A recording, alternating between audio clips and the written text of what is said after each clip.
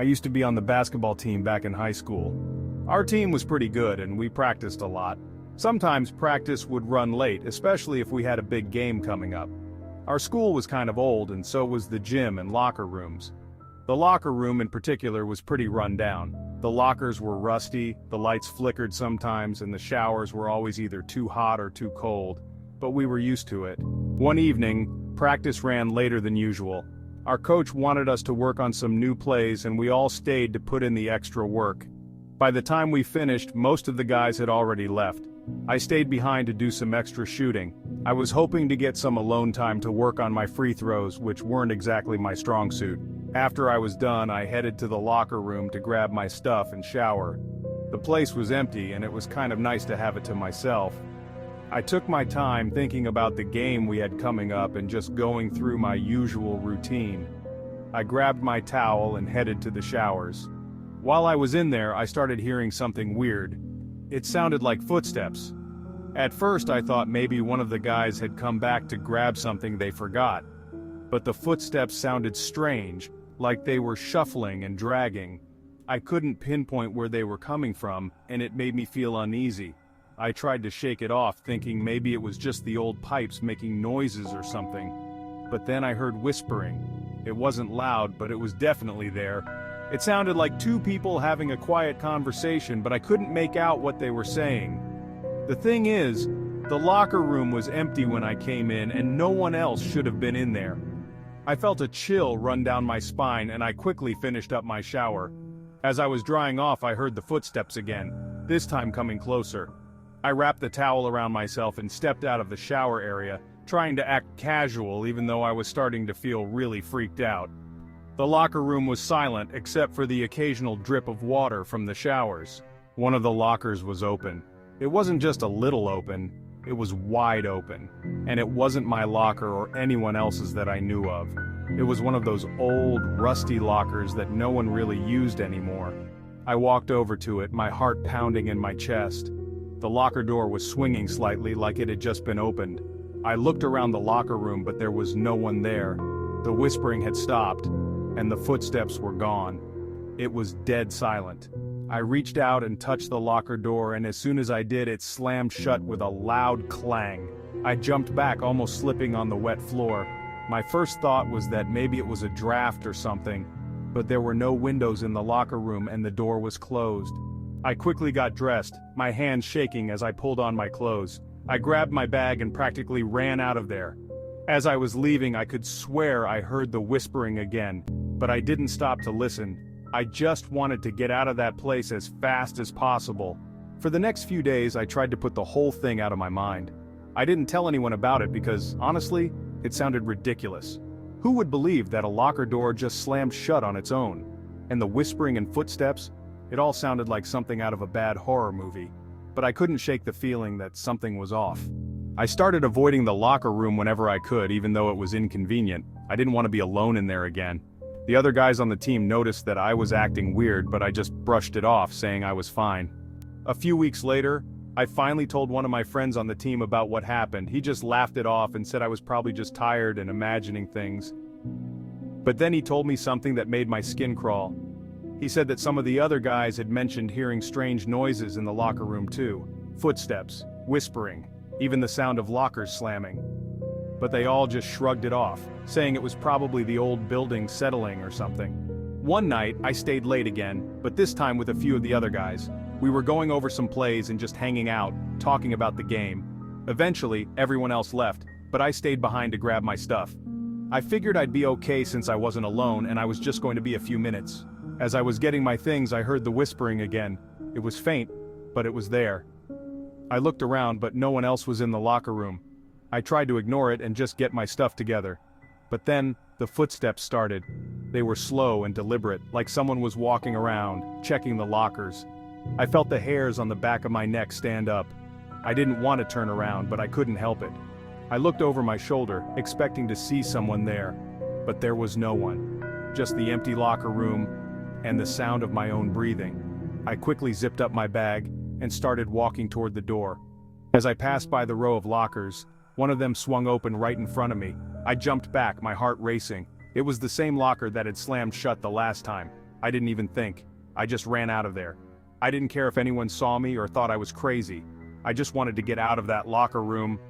I didn't stop running until I was outside, breathing hard and trying to calm down. After that, I refused to go into the locker room alone. I always made sure there was at least one other person with me, and I never stayed late again. I didn't care if I missed extra practice. It just wasn't worth it. I still don't know what happened in that locker room. Maybe it was just my mind playing tricks on me, or maybe there was something else going on. I never found out if anyone else experienced anything like that, and honestly, I didn't want to know. I just wanted to forget about it. It all started when our teacher, Mr. Thompson, asked for volunteers to help organize old yearbook photos. The school had a massive collection stored in the basement, and he thought it would be a good project for us to digitize them. Being a junior and eager to add some extracurricular activities to my resume, I signed up right away. Plus, I've always had a soft spot for history and old photographs, so it seemed like a fun way to spend my free time. We met in the photography room and Mr. Thompson handed me a list of tasks. The basement was cluttered, so the first job was to sort through the boxes and separate the photos by year. As I descended the narrow stairs to the basement, the air grew cooler and the light dimmer. It was kind of creepy, but I brushed it off, excited to dig through the school's history. The basement was packed with all sorts of old equipment, sports gear, and of course, yearbooks and photos. I found a box labeled 1978 and figured it was as good a place as any to start. I carefully opened it and was immediately hit with a musty smell. Inside were stacks of photos, many faded and curling at the edges.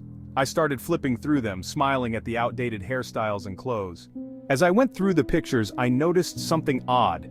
In every gym photo, there was a shadow in the background, always in the same spot. It was faint, but once I noticed it, I couldn't unsee it. It looked like someone was standing just out of frame, but no matter the angle or the photo, the shadow was always there. I found it strange, but figured it was just a quirk of the lighting or maybe a smudge on the camera lens. Among the photos, I found an old student ID card. It was for a boy named Daniel Harper. It didn't recognize the name, but it caught my attention because it looked brand new compared to the rest of the items. The card said he was a senior in 1978. Intrigued, I decided to do a little research on him later. After a few hours of sorting, I called it a day and went back upstairs. That evening, I tried searching for Daniel Harper online. There wasn't much, but I did find an old newspaper article from the local library's archives. It mentioned that Daniel had disappeared during a basketball game in 1978. The article was brief and didn't give many details, just that he was last seen in the gym during the game, and then he was gone. It seemed like everyone assumed he ran away or something, but the case was never really solved. The next day, I went back to the basement to continue working.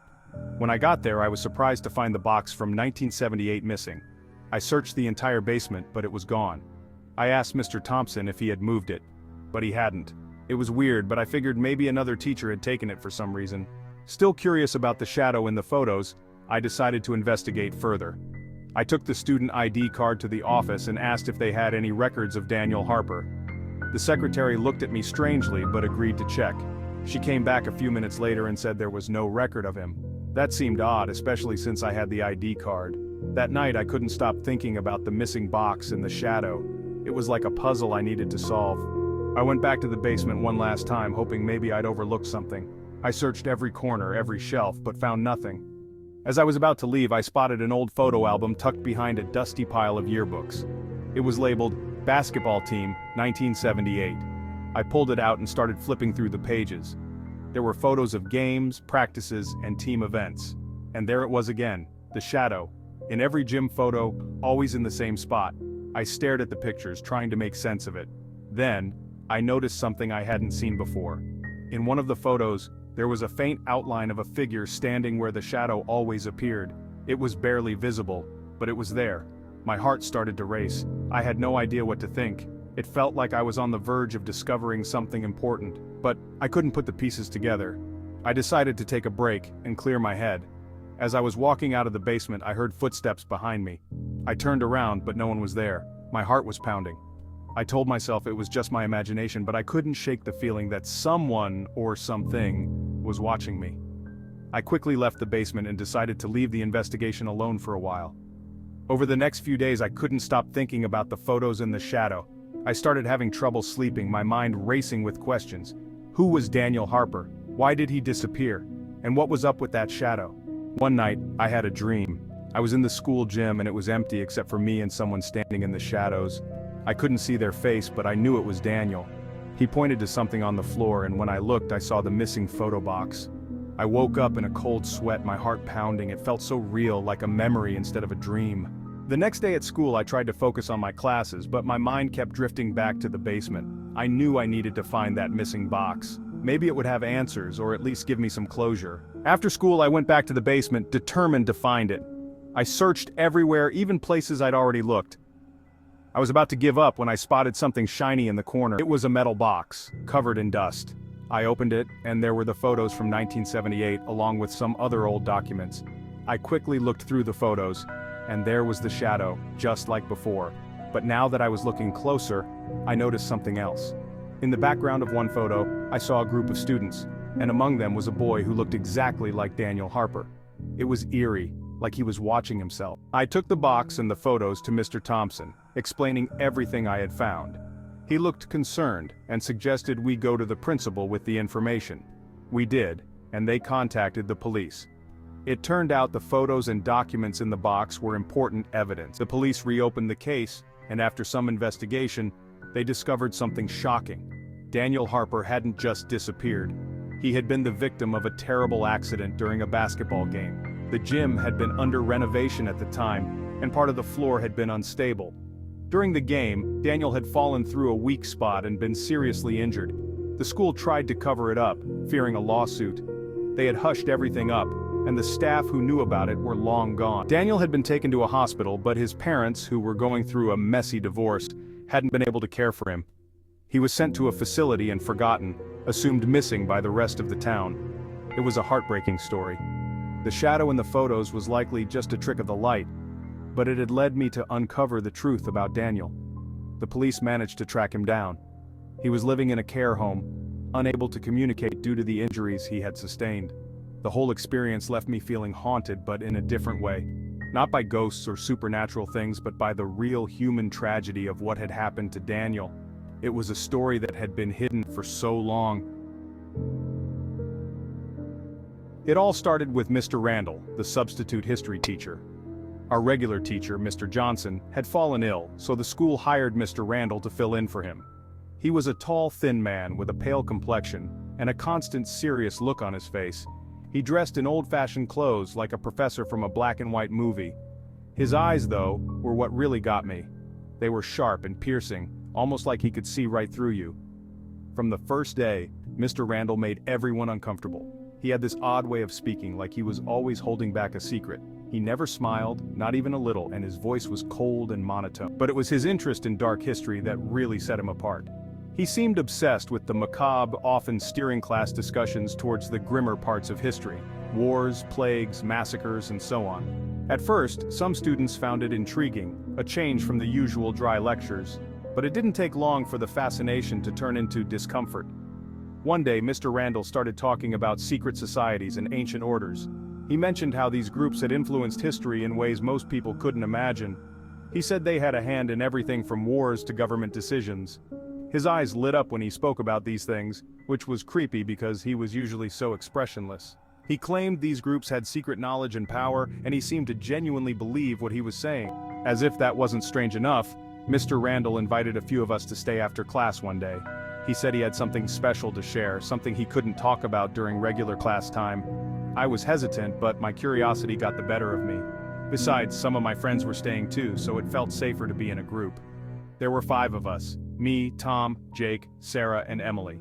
We were all curious, but there was an underlying sense of unease that we tried to ignore. After the last bell rang, we made our way to the classroom.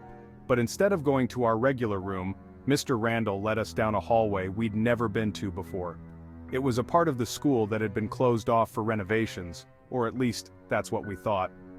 The lights flickered overhead as we walked, and the whole place felt like a ghost town, no pun intended. Finally, we reached a door at the end of the hallway. Mr. Randall unlocked it with a key from his pocket and ushered us inside. The room was old and dusty, like it hadn't been used in years. There were no desks, just a few old chairs and a chalkboard. The windows were covered with thick curtains, blocking out the fading light outside. Mr. Randall motioned for us to sit, and we did, albeit reluctantly. He stood in front of us, his back to the chalkboard, and began to speak. He talked about an ancient order called the Keepers of the Forgotten. According to him, this group had existed for centuries, passing down secret knowledge from generation to generation. He claimed they were responsible for shaping world events, and that they possessed knowledge that could change the world if revealed. As he spoke, he pulled out an old leather-bound book from his bag. It looked ancient, with yellowed pages and strange symbols on the cover. Mr. Randall started reading from the book, reciting passages in a language none of us understood. His voice was low and almost hypnotic. The whole atmosphere felt heavy, like the air itself was pressing down on us. I glanced at my friends and I could see they were just as uncomfortable as I was. Tom, who was sitting next to me, looked particularly uneasy. He shifted in his seat and kept glancing at the door. After a few minutes, Mr. Randall closed the book and looked at us with an intense gaze. He said that the knowledge contained within the book was dangerous, that it could change our lives forever. He claimed that by simply being in the room, we were now part of something bigger, something we couldn't escape. His words sent a chill down my spine, and I could see the same reaction in my friends. At this point, Tom couldn't take it anymore. He stood up abruptly and said he was leaving. Mr. Randall didn't try to stop him, he just watched as Tom walked out of the room. The rest of us exchanged nervous glances, but none of us moved. We were too scared and curious to leave, even though every instinct was telling us to get out of there.